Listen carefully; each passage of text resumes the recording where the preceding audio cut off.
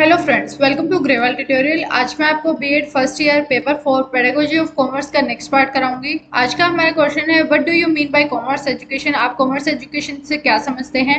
And describe the values of teaching commerce. और values क्या क्या है अगर आप कॉमर्स को पढ़ा रहे हैं तो उसका कहाँ कहाँ पर यूज है।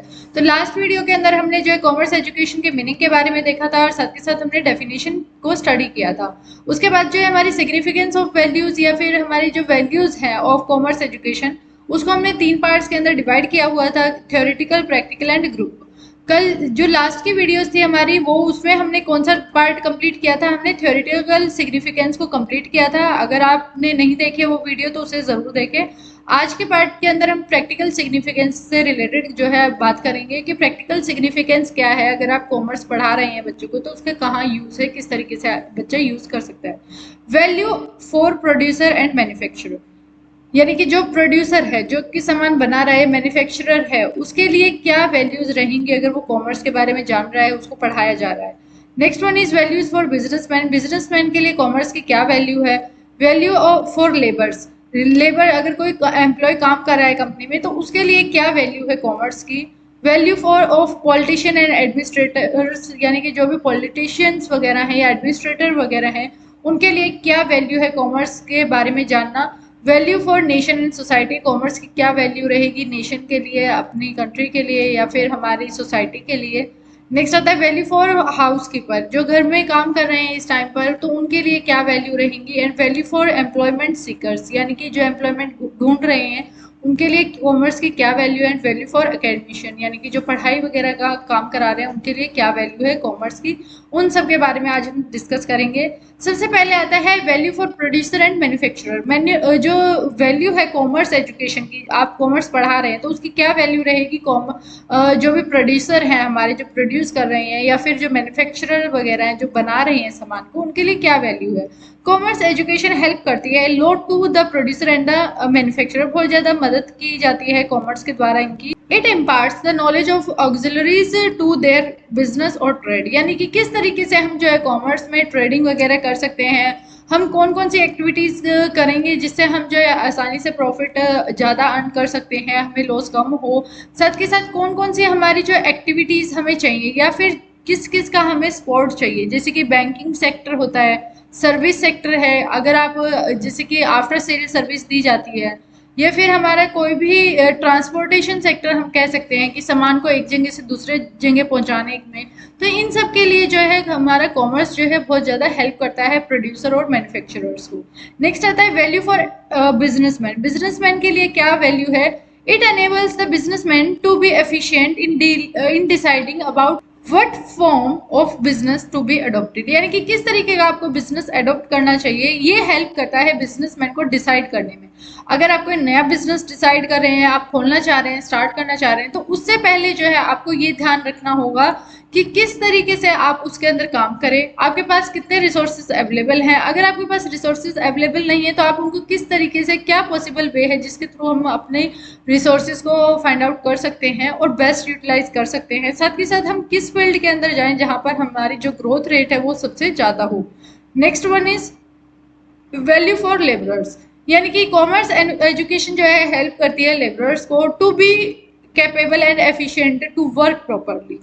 अगर वर्कर्स जो है उनको कॉमर्स की एजुकेशन है कि जैसे कि अगर आप प्रोडक्शन है, आपको बोला गया है कि 100 यूनिट्स का आपको प्रोडक्शन करना है, एक इंसान जो है 100 यूनिट का पर डे के अकॉर्डिंग प्रोडक्शन कर रहा है, बट वो अगर 50 कर रहा है तो उसकी वजह से 50 का जो लॉस कंपनी को बेयर करना पड़ रहा है, वो उस ये तो अपना काम करके गया और इसको अपनी सैलरी मिली, यानी कि 50 100 करना था, 50 मिला, इसने किया तो इसको अपनी सैलरी मिली, बट क्या इसको ये पता चला कि कंपनी के लिए 50 यूनिट का क्या लॉस है।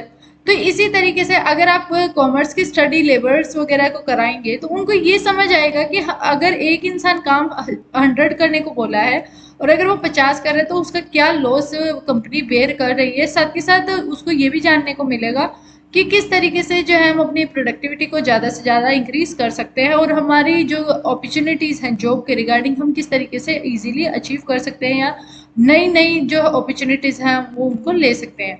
Value for politician and administration, politician के लिए commerce education help in fix up the certain targets. Commerce education जो है बिजनेस जो भी है हमारा उसमें एक सर्टेन टारगेट सेट किया जाता है, तो उसको जो है अचीव करने में हेल्प करती है। Paves and the ways for their accomplishment, और उसको with in the limit of available resource of the state and the country. यानी कि इसके अंदर आपको हेल्प की जाती है कि आप जो है रिसोर्सेज को प्रॉपरली यूटिलाइज करें जो भी आपके स्टेट या कंट्री ने प्रोवाइड किए हैं, और ताकि आप जो है अच्छी तरीके से अपने गोल को अचीव कर पाएँ। नेक्स्ट आता है value of nation and society के लिए कॉमर्स में क्या वैल्यू है। Commerce education is helpful a lot in the development of nation and society. अगर आपको कॉमर्स की नॉलेज नहीं है, यानी कि लेन और देन की नॉलेज नहीं है, बाइंग एंड सेलिंग की नॉलेज नहीं है, तो नेशन आगे कभी भी नहीं बढ़ सकता।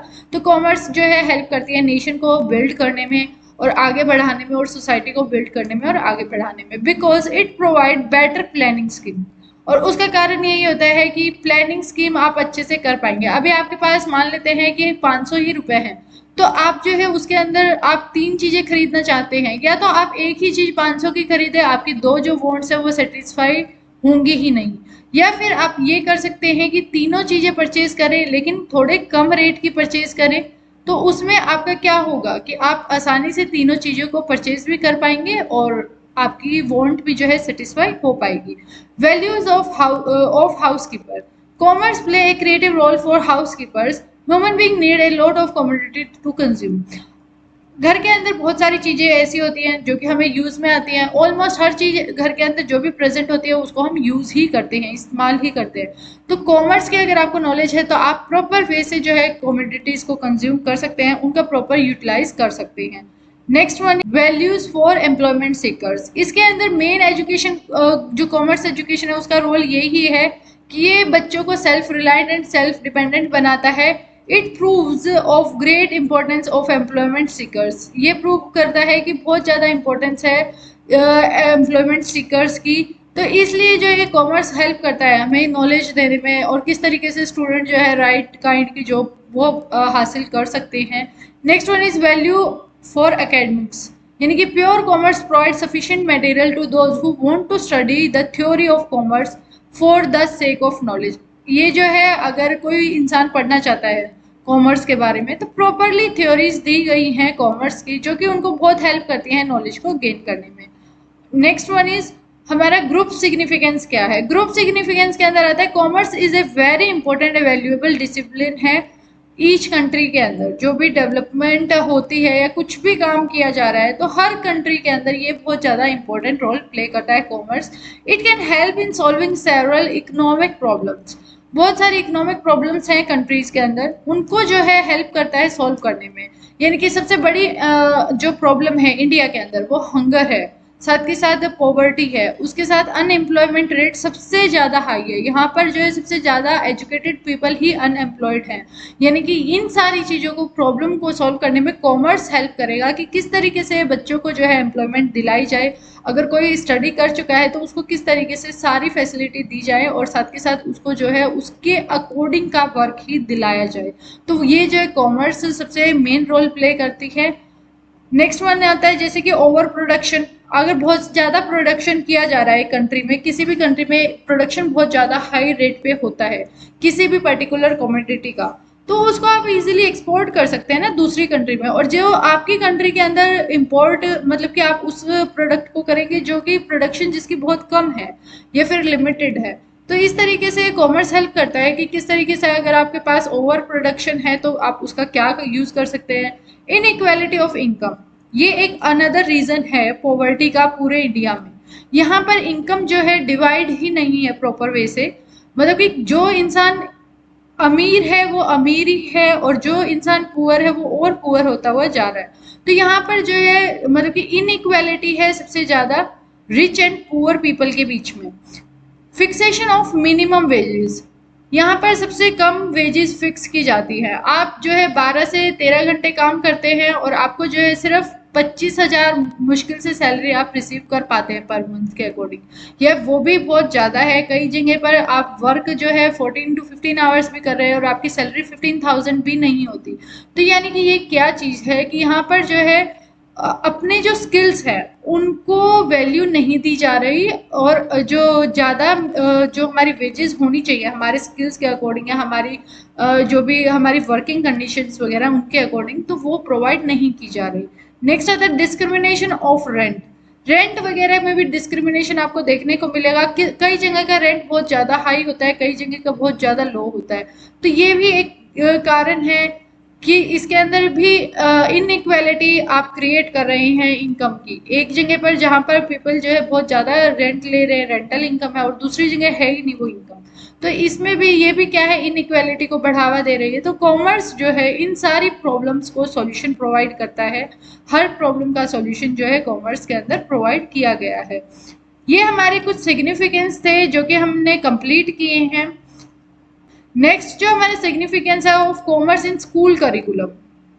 क्या फायदा है कि आप कॉमर्स को स्कूल में पढ़ाएं। There are 3 angles for assessing the importance of a subject in the school. अगर आप स्कूल में पढ़ा रहे हैं तो उसकी वजह 3 ही है, 3 कारण हैं।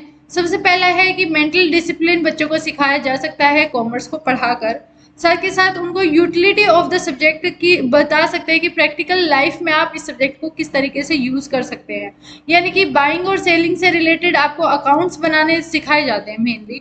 तो अकाउंट्स अगर आप बना रहे हैं तो यानी कि आपको यही दिखाया जा रहा है कि आप नॉर्मल प्रैक्टिकल लाइफ में जब आप एक्चुअल में कहीं पर या तो वर्क कर रहे हैं या फिर आप खुद का अपना बिजनेस कर रहे हैं, यानी कि उसमें आपको जो है ये हेल्प करता है। कॉमर्स एक्चुअल में प्रैक्टिकल लाइफ में हेल्प करता है। और थर्ड क्या है, importance of the subject in inculcation of cultural values. Cultural values को और ज़्यादा अच्छे से बढ़ाने में, मेंटेन करने में ये कॉमर्स हेल्प करता है। इसीलिए ये 3 इंपॉर्टेंट सिग्निफिकेंस हैं जो कि हमने कॉमर्स को स्कूल के अंदर इंक्लूड किया है। यही 3 सबसे ज़्यादा बड़े रीज़न हैं। फर्स्ट वन है कि वो मेंटल डिसिप्लिन बच्चे को सिखाता है। दूसरा ये है कि प्रैक्टिकल लाइफ में उसकी वैल्यू किस तरीके से आप कर सकते हैं या फिर आप उसका यूज़ किस तरीके से कर सकते हैं। और थर्ड वन इज़ आप किस तरीके से किसी भी अपने कल्चरल वैल्यूज़ वगैरह को बचा सकते हैं या फिर उनको फॉलो कर सकते हैं। ये सारी चीज़ें जो है कॉमर्स के अंदर बताई गई हैं। होप सो आपको जो है ये टॉपिक अच्छे से समझ आया होगा। अगर आपका कोई डाउट है तो आप कमेंट में ज़रूर पूछें, अपने फ्रेंड्स के साथ ज़्यादा से ज़्यादा शेयर करें। And thanks for watching.